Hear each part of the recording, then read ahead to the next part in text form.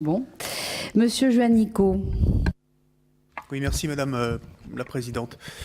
D'abord, merci à Michel de Virville pour le travail qu'il a d'ores et déjà fourni en lien avec les partenaires sociaux, qui est un travail qui va se poursuivre. Je pense que c'est une étape importante aujourd'hui devant la Commission des Affaires sociales, parce que comme vous le savez, les législateurs, les députés et les sénateurs votent la loi, ils en contrôlent l'application, c'est-à-dire la mise en œuvre dans les premiers mois. Donc on est dans cette phase-là, avant d'ensuite d'évaluer la politique publique.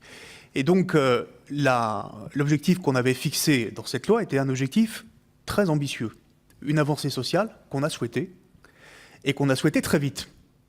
Et c'est vrai que, bon, on n'a pas souvent des qualités d'études d'impact à la hauteur de ce que l'on souhaiterait, nous, en tant que législateurs, mais c'est vrai que fixer la date du 1er janvier 2015 pour l'application et l'ouverture des droits pour les salariés est un objectif extrêmement ambitieux.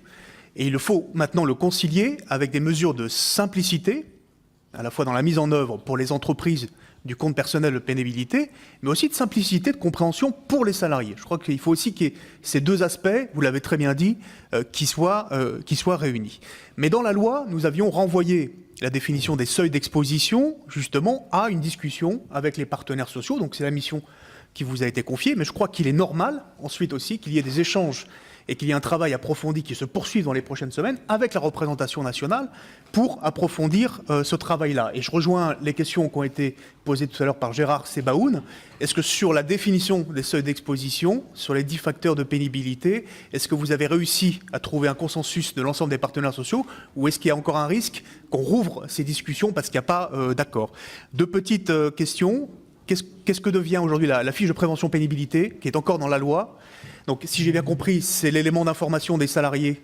Hein, il n'y aura pas de formalité supplémentaire pour les chefs d'entreprise, mais pour les salariés, chaque année, un décompte qui serait cette fiche de prévention pénibilité.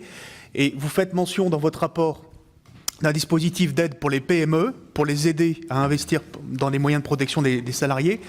Est-ce que là, vous êtes dans la continuité du fonds d'aide des conditions de travail qui existe déjà, qui était géré par l'Agence nationale pour l'amélioration des conditions de travail, ou est-ce que vous êtes dans un nouveau dispositif? Est-ce que vous pourriez en dire un peu plus?